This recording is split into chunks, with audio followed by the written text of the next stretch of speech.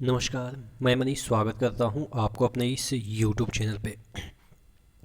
दोस्तों, एक जो वेस्टर्न रेलवे की तरफ से सिक्स्थ डीवी में जो अब्सेंट रहे हैं उनको दोबारा मौका दिया जा रहा है। तो हम बात करेंगे इस पे जो डिफरेंट पॉइंट बनते हैं कि इतना सीट वैकेंट क्यों हो रहा है।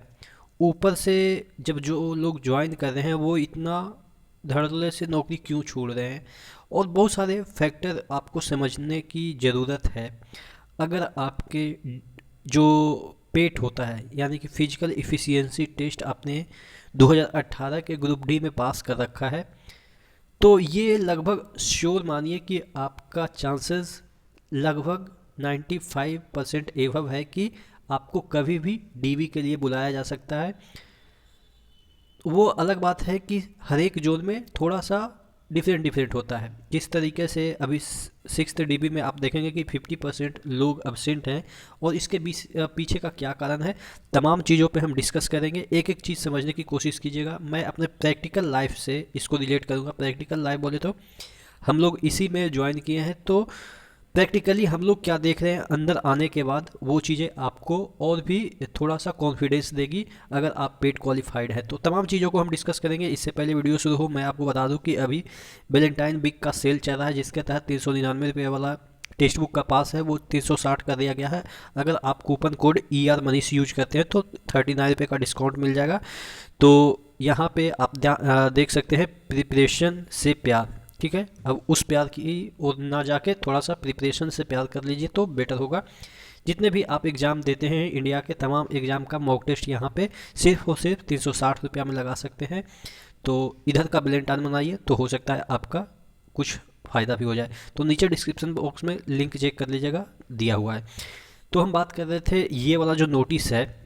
देखिएगा, पहले इस नोटिस को समझ लेते हैं, उसके बाद हम एक एक पॉइंट को जो मैं समझाना चाहता हूँ वहाँ पे आइएगा तो आपको और भी कॉन्फिडेंस आएगा। देखिएगा, लेवल 1 के जो पोस्ट है वहाँ पे दे रखा है for candidates who remained absent during tenth dB है, और ये सिक्स्थ है जो PWD के लिए। आप समझ सकते हैं 10th डीबी तक चला गया है स्टेज में, तो कितना मतलब कि नेसेसरी है कि जितना भी बच्चे बचे हुए हैं लगभग सभी को बुला रहे हैं। और एक जोन ऐसा भी था जिसमें कि सरेंडर कर दिया गया, सरेंडर इन द सेंस कि अब उनके पास पेड क्वालिफाई बंदे ही नहीं है। तो बहुत सारे के मन में ये भी प्रश्न उठता है, क्या पेड क्वालिफाइड नहीं बंदे हैं तो दोबारा पेड करवाया जा सकता है क्या, कट ऑफ नीचे घटा के? तो ये कभी नहीं होता है कि आपको दोबारा पेड करवाया जाता है। हालांकि आप उस दिन बीमार भी रहते हैं ना, जिस दिन फिजिकल इफ़िशियंसी टेस्ट होता है, और उस दिन अगर आप बीमार भी होते हैं तो आपका फिजिकल इफ़िशियंसी टेस्ट नहीं होगा। आपके पर्सनल प्रॉब्लम के कारण नहीं होगा, लेकिन हाँ, रेलवे का कोई प्रॉब्लम है, उस दिन कुछ ऐसा इंसिडेंट हो गया कि रेलवे कंडक्ट नहीं कराई, तो वो अलग बात है। वो तो जानते ही हैं कि करवा ही सकती है कभी भी। तो फिजिकल इफ़िशियंसी टेस्ट तो नहीं होता है, लेकिन हाँ, फिजिकल इफ़िशियंसी टेस्ट अगर आपने पास कर रखा है, कम नंबर है, कट ऑफ से काफ़ी कम नंबर है, तो चांसेस है कि इन फ्यूचर आपको बुलाया जा सकता है, ठीक है। तो यहाँ पे देखिएगा कि ये 10th डीबी में आप देखेंगे कि 157 बच्चे को PWD वाले को, और 26 जो है जो सॉरी नॉन PWD 157 और PWD वाले को 26 लोगों को बुलाया गया था। उसमें से कितना लोग अब्सेंट हैं? 77 लोग, ठीक है। तो यानी कि आप देखेंगे कि लगभग लगभग आधा, यानी कि जितने थे उसका आधा अब्सेंट है। इसका कहने का मतलब ये हो गया कि 100 बच्चे को बुलाया गया और 50 ही गए, 50 अब्सेंट हो गए। तो इसका दोनों 50 का मतलब क्या हुआ? ये 50 का मतलब ये हो गया कि जो गए हैं उतना बच्चे ने रिजाइन ऑलरेडी दे रखा होगा, और इस 50 बच्चे का मतलब ये है कि इनको ऑलरेडी कहीं ना कहीं जॉब मिल चुकी है, ठीक है ना। 100 बच्चे को बुलाया गया तो यानी कि 50 लोगों ने इसलिए वहाँ पे जाके अटेंडेंस दिया क्योंकि 50 बच्चे जो कि ज्वाइन कर रखे थे पहले, वो कहीं ना कहीं अच्छे जॉब में सेट हो गए, और ये 50 बच्चे इसलिए नहीं गए कि ये भी कहीं ना कहीं अच्छे जॉब में सेट हो गए होंगे। यही कारण है कि इनको बुलाया गया, लेकिन ये एब्सेंट हो गए। अब इनको सेकंड चांस दिया जा रहा है कि आप 23 को आइए, नहीं तो आपका कैंडिडेचर रद्द कर दिया जाएगा। इसका मतलब क्या हुआ? कैंडिडेचर रद्द कर दिया गया, इसका मतलब ये हो गया कि ये 11वां डीवी भी निकलेगा, कन्फर्म हो गया। क्योंकि कैंडिडेचर रद्द करेंगे तभी तो पीछे से बुलाएंगे, नहीं तो ये मैटर ऑफ कोर्ट हो जाएगा ना कि आपने इनको अल्टीमेट जो चांस है वो नहीं दिया, आपने इनको नहीं बताया और दूसरे बच्चे को आप कैसे मौका दे सकते हैं जबकि दूसरे बच्चे का नंबर कम है। तो बहुत सारे मीनिंग है जो कि आपको टेक्निकली समझने की ज़रूरत है। अब्सेंट होने का मतलब पहला ये कारण हुआ कि 100 बच्चे में 50 बच्चे जो 50 बच्चे को बुलाया गया है उन्होंने अच्छे जॉब कर लिए। अब मैं अपना जो प्रैक्टिकल है उस पर समझाने की कोशिश करता हूँ, उसको मतलब कि आपको दिखा के समझाने की कोशिश करता हूँ। हम लोग का जो बैच है वो 15 लोगों का बैच है। जब हम लोग ब्रिज असिस्टेंट के लिए ज्वाइन किए थे रंगापाड़ा यानी कि NFR north east frontier railway को ज्वाइन किया, 15 लोग हम लोग अपने यूनिट में ज्वाइन किए थे। तीन लोग ऑलरेडी वो कहीं और सेलेक्ट हो गए यानी कि टेक्नीशियन बन गए, तो कोई क्लर्क बन गया, उसी समय सेलेक्ट हो गए थे अपने स्टेट में हो या कहीं और। तो वहाँ से हम लोग 12 बचे, ठीक है। अब 12 बचे, उसमें जो अब ये NTPC का रिजल्ट आया उसमें 3 लोगों को नहीं हुआ, 9 लोगों के CBT 1 क्लियर है। और ये 3 लोगों को इसलिए नहीं हुआ क्योंकि वो होता ना कि नौकरी होने के बाद आदमी लापरवाह हो जाता है, अरे यार पढ़ाई वढ़ाई अब क्या करें।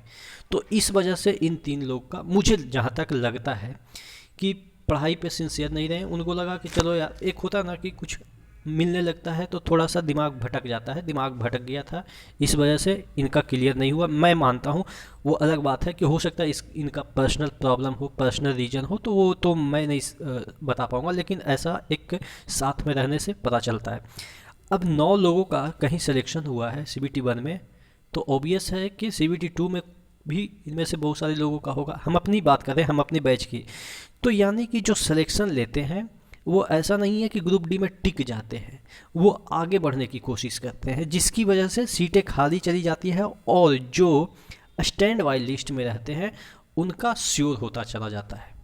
तो मैं इस वीडियो के माध्यम से ये समझाना चाहता हूँ, इतना लंबा लेक्चर देने का मतलब कि अगर आप पेड क्वालिफाइड हैं, भविष्य में भी ऐसा ही होगा। हालांकि वो अलग बात है कि 1:1 में बुलाएंगे, वो मैं जानता हूँ, लेकिन अगर आप पेड क्वालिफाइड हो जाते हैं 2019 के जो लेवल 1 की वैकेंसी है, अगर आप पेड क्वालिफाई हो जाते हैं तो इसका मतलब ये है कि आपके चांसेस बढ़ जाएंगे कि भविष्य में 2 साल के बाद DBO आपका 4 साल के बाद हो, लेकिन होना लगभग तय हो जाता है। रेलवे के ग्रुप डी के एग्ज़ाम में NTPC में मैं मानता हूँ कि कम चांसेस है, क्योंकि NTPC में इसलिए कम चांसेस होते हैं क्योंकि लोग उस जॉब को नहीं छोड़ते, क्योंकि वो भी SSC के बराबर का जॉब होता है, ठीक है ना।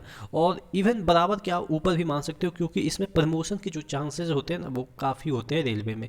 और भी रिस्पेक्ट में हम बात करें तो, मतलब SSC के रिस्पेक्ट में बात करें तो, क्योंकि इंटरनल एग्ज़ाम प्लस एक्सपीरियंस के आधार पे बहुत सारे ऐसे चीज़ हैं जिसके कारण रेलवे में जो प्रमोशन का आधार है वो बहुत हैवी होता है, यानी कि अगर आप टैलेंटेड हैं तो आगे बढ़ सकते हैं।